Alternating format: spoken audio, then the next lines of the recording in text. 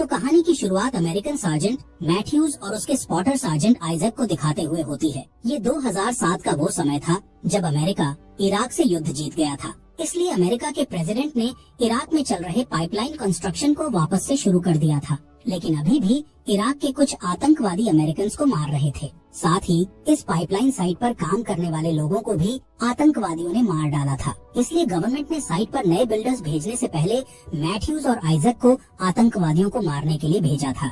यहाँ मैथ्यूज और आइजक झाड़ियों और पत्थरों के पीछे छिपकर साइट पर नजर रख रहे होते हैं।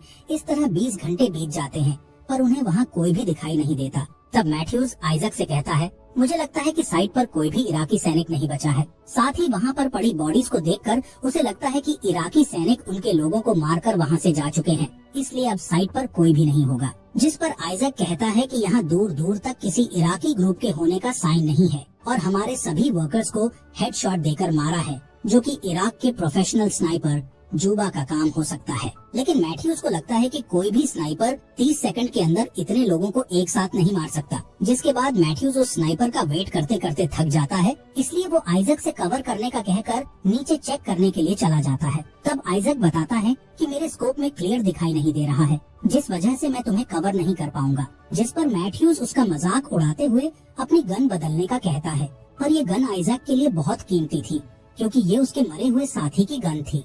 इधर मैथ्यूज देखता है कि सभी लोग हेडशॉट से मरे हैं, इसलिए उसे आइजक की बातों पर विश्वास हो जाता है कि जूबा ने ही सबको मारा है। इसके बाद मैथ्यूज साइट के बीचों बीच जाता है ताकि वो पता लगा सके कि जूबा ने किस जगह पर छुपकर लोगों को शूट किया था। लेकिन आइजक उसे पीछे हटने के लिए कहता है, क्योंकि उसे शक था कि जूबा अभी भी कहीं छुपा हुआ है। तभी अचानक से कोई मैथ्यूज के ऊपर शूट कर देता है, जिससे वो जमीन पर गिर जाता है। ये देख आइजक गोलियों से बचते हुए अपने पार्टनर को बचाने जाता है, पर तभी स्नाइपर आइजक के पैर में गोली मार देता, जिससे वो भी घायल हो जाता है। इसलिए वो अपनी जान बचाने के लिए एक टूटी हुई दीवार के पीछे छिप जाता है।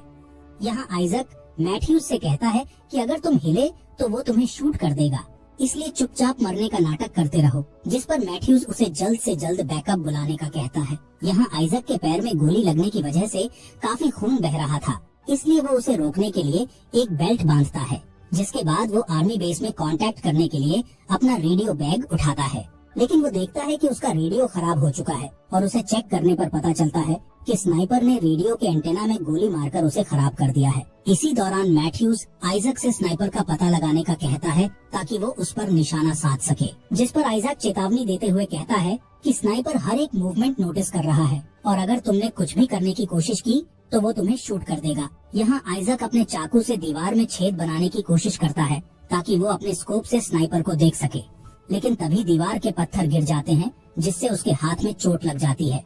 इधर मैथ्यूज अपनी राइफल तक पहुंचने की कोशिश करता है, लेकिन ज्यादा खून बह जाने के कारण वो वहीं पर बेहोश हो जाता है। दूसरी तरफ आइजक एक ब्लेड से अपने पैर में लगी गोली को निकालता है, जिससे उसे काफी दर्द होता है, पर वो किसी तरह गोली निकालकर अपने घाव पर पट्टी बांध लेता है, लेकिन वो दर्द के कारण बेहोश हो जाता है। कुछ समय बाद जब आइजक जागता है तो उसे अपने ईयरपीस से एक अजीब आवाज सुनाई देती है, जिसे चेक करने पर उसे पता चलता है कि ये आवाज उनके बेस के ऑफिसर की है। इसलिए वो तुरंत उन्हें हेल्प के लिए बुलाता है, पर वो ऑफिसर आइजक से अजीबोगरीब सवाल पूछने लगता है, जिससे आइजक को शक होता है। तभी ऑफिसर कहता है कि हमें तुम्हारी लोकेशन नहीं दिख रही है, इसलिए तुम्हें खड़े होकर हवा में फायर करना होगा ताकि हम हेलीकॉप्टर्स को तुम्हारे पास ला सके। जिस पर आइजक कहता है कि ये हमारे प्रोटोकॉल के खिलाफ है और ऐसा करने पर हमें खतरा हो सकता है। जिसके बाद आइजक उस ऑफिसर की बातों को ध्यान से सुनता है। तब उसे पता चलता है कि वो जिस ऑफिसर से बात कर रहा है उसका अमेरिकी एक्सेंट नहीं है, जिससे आइजक समझ जाता है कि स्नाइपर जूबा ने उसके रेडियो को हैक किया है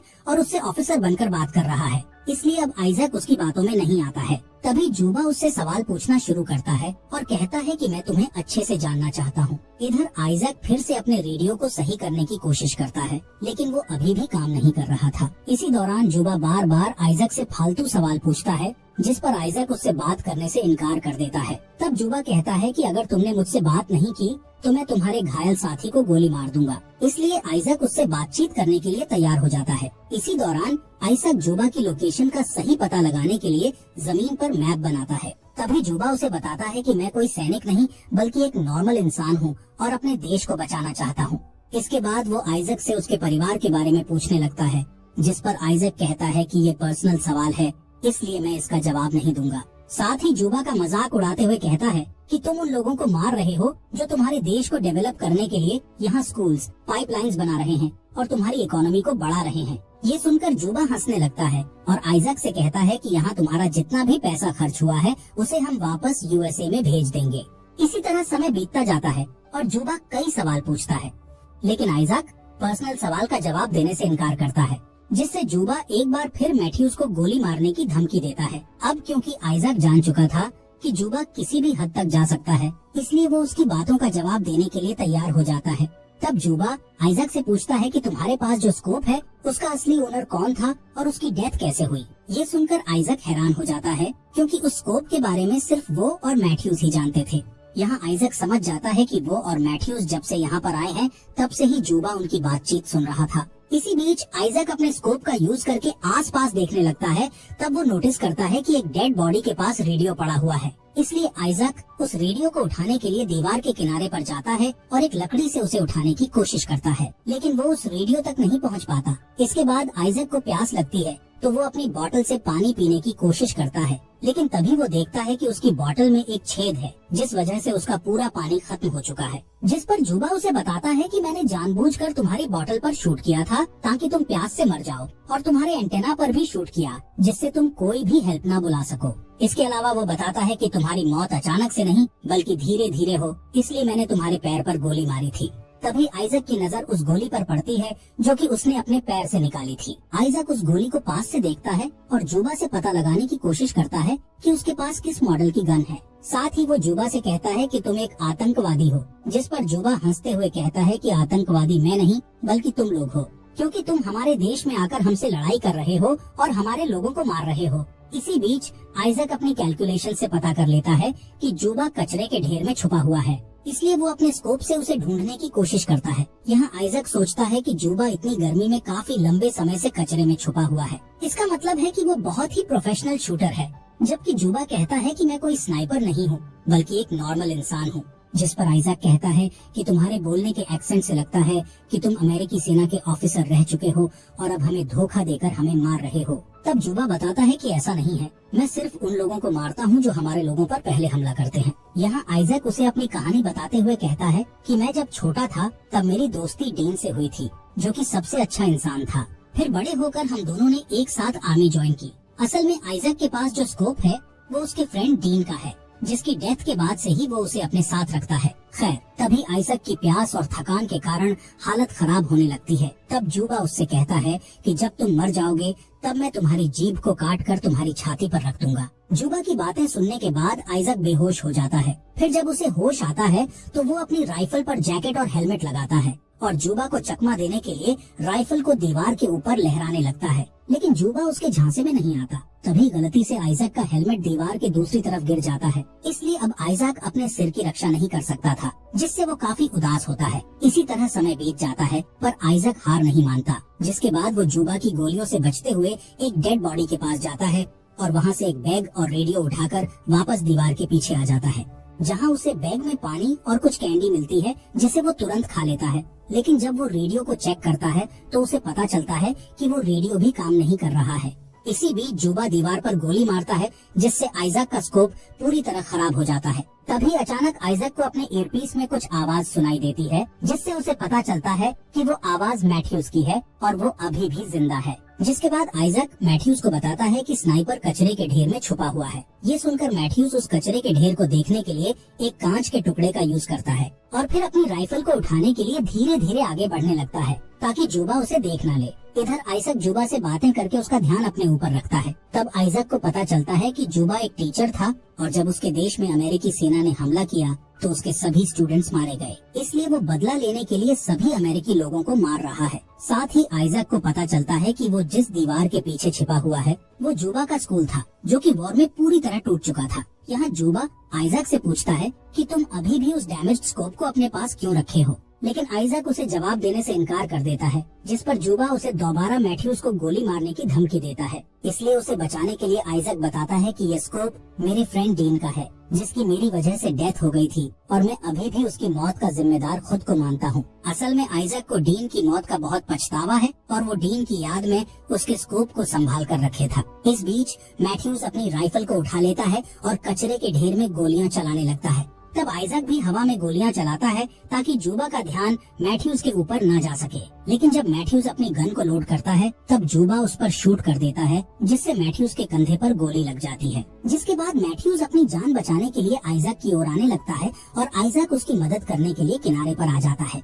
लेकिन तभी जूबा मैथ्यूज के सिर में गोली मार देता है, जिससे उसकी वहीं पर डेथ हो जाती है। मैथ्यूज के मरने से आइजैक पूरी तरह टूट जाता है और जूबा से कहता है कि मैं अपने घर जाना चाहता हूँ। जिस पर जूबा आइजैक से कहता है कि अगर तुम सच में जाना चाहते हो तो मैं तुम्हें गोली नहीं मारूंगा।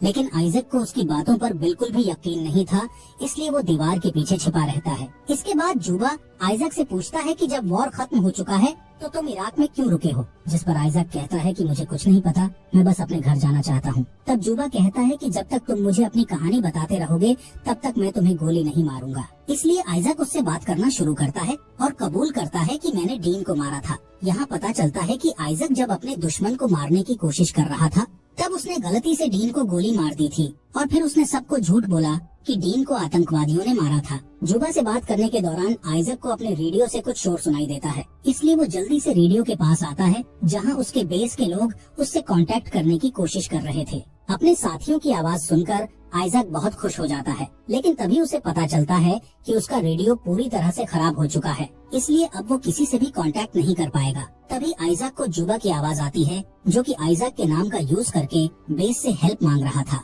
ये सुनकर आइजैक को समझ आ जाता है कि जूबा यहाँ काफी टाइम से है और वो उनके रेडियो को हैक करके जानबूझकर हेल्प के लिए बैकअप टीम को बुलाता है और फिर उन्हें आसानी से मार देता है। यानी कि साइट पर मौजूद लोगों को मारने के बाद जूबा ने ही बैकअप टीम को बुलाया था, इसलिए बेस से आइजैक और मैथ्यूज को यहाँ भेजा गया था। इसी तरह जूबा अमेरिकी लोगों को जाल में फंसाकर मार रहा था।